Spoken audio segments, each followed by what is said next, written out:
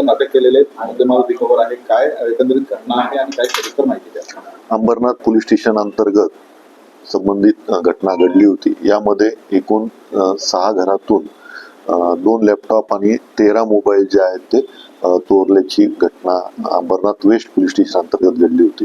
यामध्ये माननीय पोलीस आयुक्त साहेबांनी आणि इतर वरिष्ठ अधिकाऱ्यांनी तपास करण्याचे आदेश दिले होते. त्या अनुषंगाने अंबरनाथ तपास पथकातले अधिकारी आणि कर्मचारी तसेच क्राईम पीटर आणि सिनियर पीटर ACP यांनी या गोपनीय बातमीदार आणि तांत्रिक विश्लेषणाच्या अनुषंगाने ही बातमी मिळवली आणि यामध्ये एकूण 2 आरोपी जे आहेत ते निष्पन्न झालेले आहेत.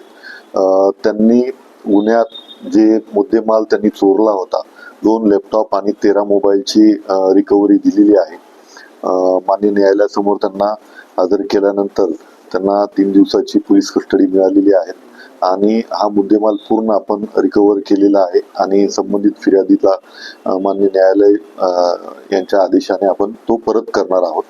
शिवाय शिवाजीनगर पोलीस स्टेशन अंतर्गत काल तपास पथकातल्या अधिकारी कर्मचारी यांना गुप्त बातमी मिळाली होती की येथील संबंधित आरोपी जो आहे तो देशी बनावटीचा कट्टा किंवा आपण त्याला पिस्तूल असं म्हणू तो घेऊन येणार आहे आणि त्या अनुषंगाने तपास टीम मधले अधिकारी कर्मचारी वरिष्ठ पोलीस निरीक्षक यांनी सापळा रचल्यानंतर त्याच्या ताब्यामध्ये एक देशी बनावटीचं पिस्तूल आणि 2 काडतुस मिळालेले आहेत.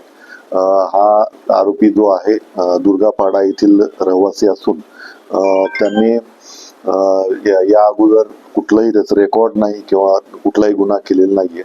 त्यालाही आज 2 दिवसाची पोलीस कस्टडी मिळालेली आहे आणि संबंधित वेपनचा त्याने कुठून आणले आहेत आणि त्याचा काय वापर करणार होता या अनुषंगाने आमची तपास टीम काम करत आहे.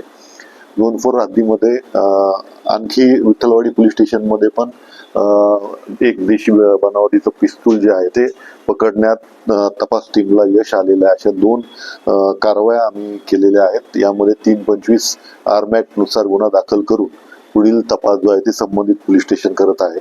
अवैध अग्निशस्त्र तसेच इतर जे कायद्याने बॅन केलेले शस्त्र आहेत या विरुद्ध उल्हासनगर पोलिसांची कारवाई जी आहे ती अशीच चालू राहणार आहे आणि यामध्ये माननीय वरिष्ठांचं मार्गदर्शन आहे आणि त्यांनी सांगितल्याप्रमाणेच पूर्ण आपण यामध्ये पुढील तपास जो आहे तो करत आहे.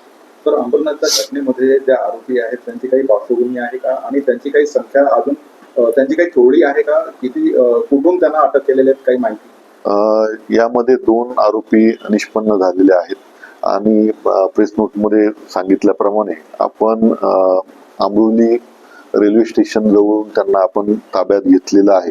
दोघांचं 23 आणि 25 असं वयोगट आहे, युवक आहेत आणि त्यांची नावे कृष्णा गणेश आणि अरुण मुरगन अशी नावं आहेत.